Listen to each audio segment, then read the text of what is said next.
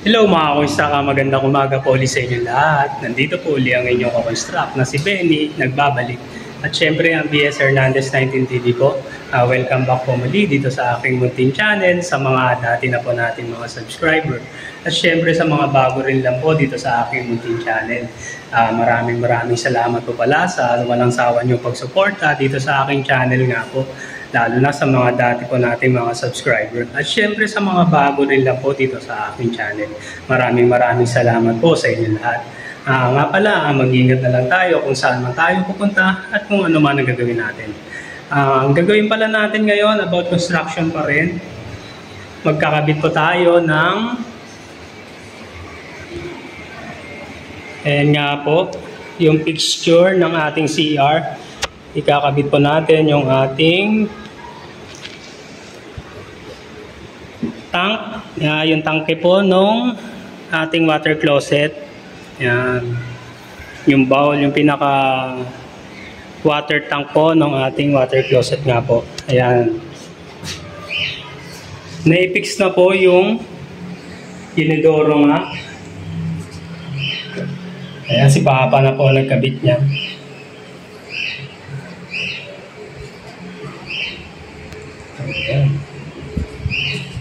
Ngayon po tayo ay kakabit naman natin yung tangke ng ating water closet. Tara po, samahan nyo ako. I-prepare natin itong ating tangke ng ating water closet.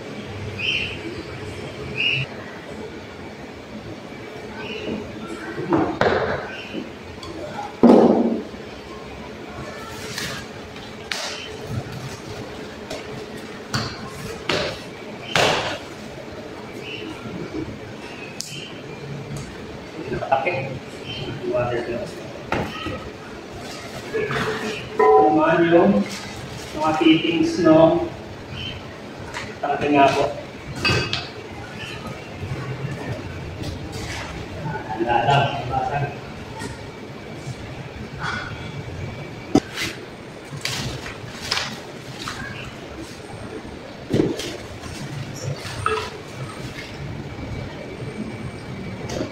Para dito po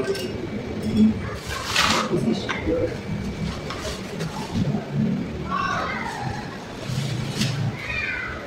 Pinaka goal ng ating tangke. Tangke po sa water closet. Angle ball naman po para sa flexible loss.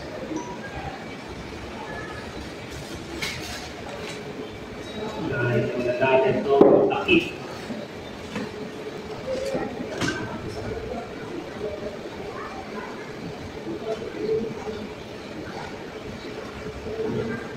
Bali, dalawaan po yung flush ng ating tangke po. Isa yung para sa ihi at isa yung para sa dumi. Dalawaan. Para medyo makatipid ito sa ihi lang. Sa dumi naman maraming tubig na kailangan natin.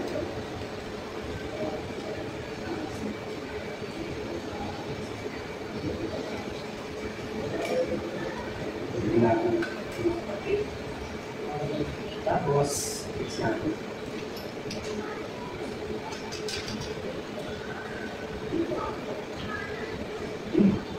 Ito yung takip. Gana naman yung mga screen. Okay naman. Ngayon, dito naman tayo sa tangke. Ito.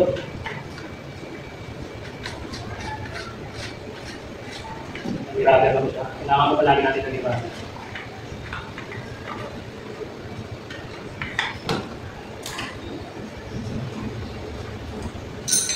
Ilalagyan mo rin po kayo kung paano nagsihan. Ito ng tangke para medyo may support po dun sa pinaka-target. Ito na naman tayo.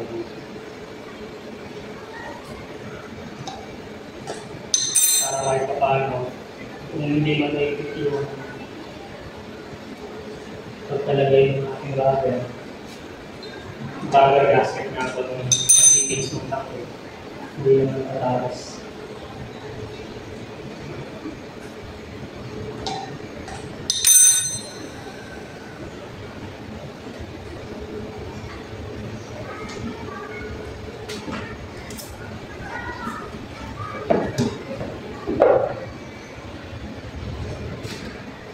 Ayan po, nilagyan natin ng silang.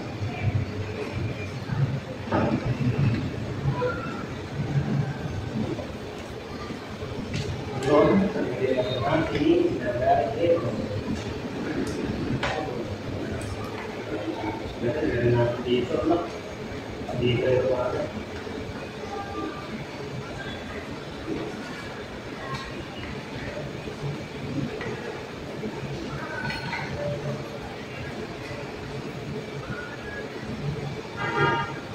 Talagay ito natin.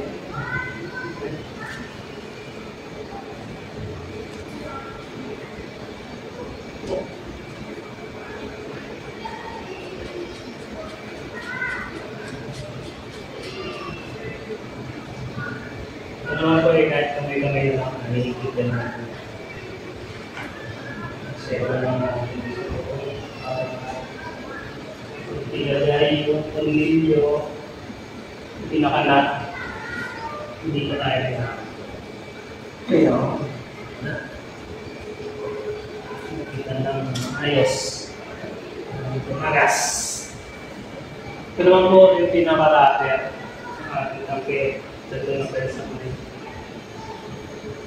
Ito po ilalagay niya, pinaka-gas.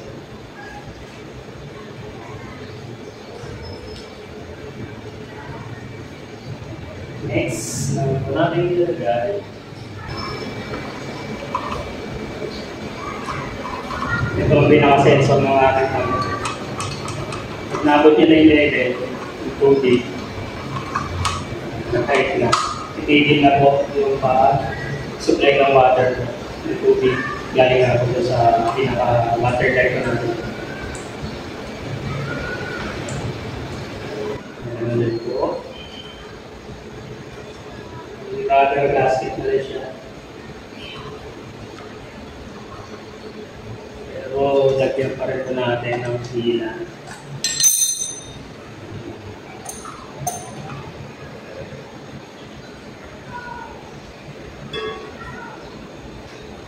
Hindi naman po marami. Hindi lang okay.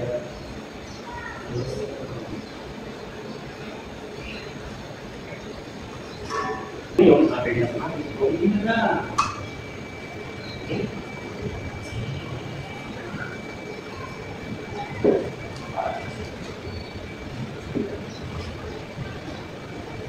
Pinaka-gasket mo.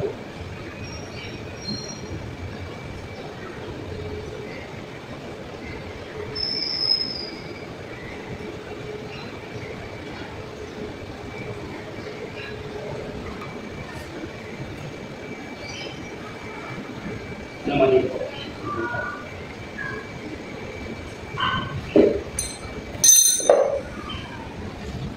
Ayan po, nakaset na yung pinaka-texture ng ating tangke.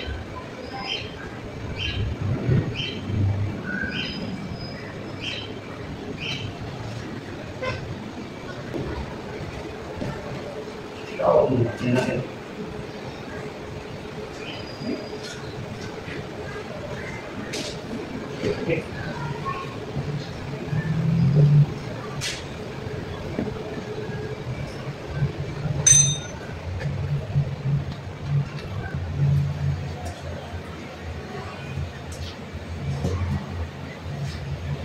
Yan, ilagay na po natin.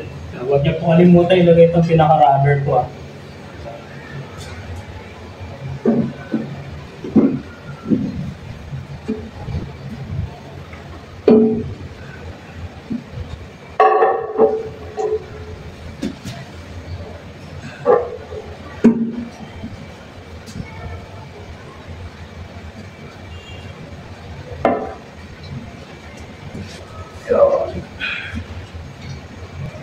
Ilalagyan pa rin po natin yung sihidan. Isa. Dahil naman natin.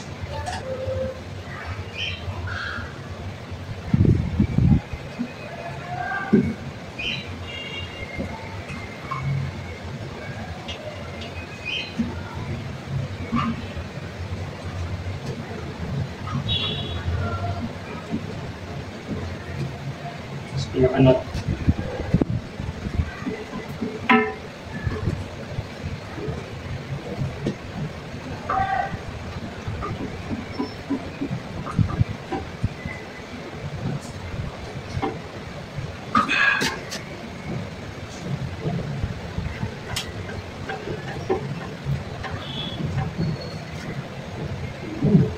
Stephen. Ang ating tangke. Adjust nyo na lang po dito kung kailangan putulin. Putulin na lang po.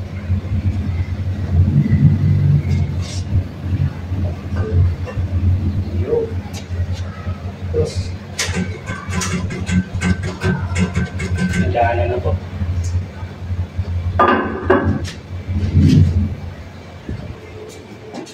Yan po ang setup sa loob.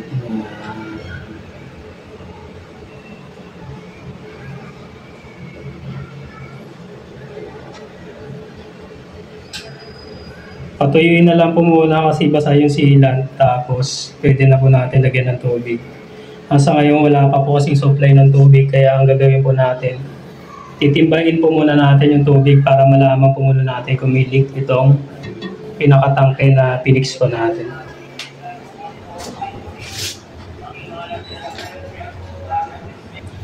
Kaya dahil lang muna natin at timbahin natin.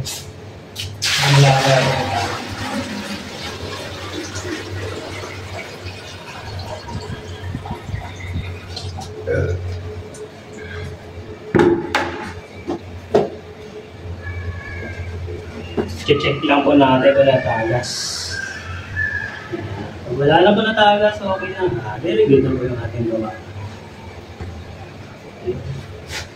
Saka dapat wala po nalabas na tubig dito sa mga gilid. Ibig sabihin, okay po yung ating mga gasket na nilagay. Try pa natin.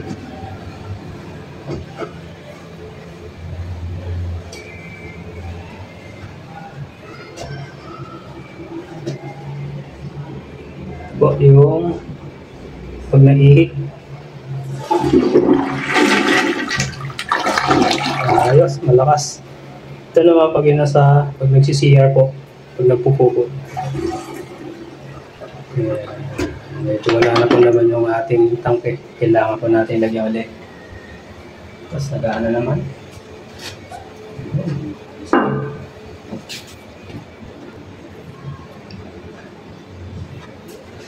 Lagyan po ulit natin ng tubig para masubukan naman natin yung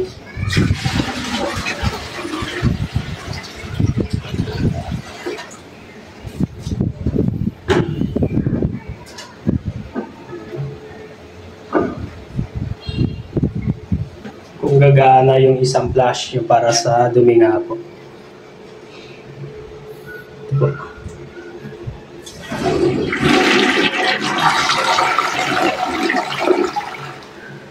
Ayos. Ganda, malakas. Very good. Pwede na po natin itong itap ngayon sa ating linya ng tubig nga po. Maglagay na lang dito yung pinaka-flexible hose niya po. Tatap natin doon. Okay. So, paano mga construct? Ganito po muli tayo muna. Update ko na lang po kayo sa next video vlog po natin. Ang susunod na ikakabit naman po natin itong pinaka-lavatory. Ayan. Lagyan na po natin lavatory itong ating. So, paano mga construct? Hanggang sa muli. Maraming salamat po. Huwag niyo po kalimutan mag-like, share, at subscribe. At click nyo na rin po yung notification bell para update kayo sa mga next na video vlog ko pa pong gagawin. Ingat po tayo. Bye-bye po. God bless. Thank you.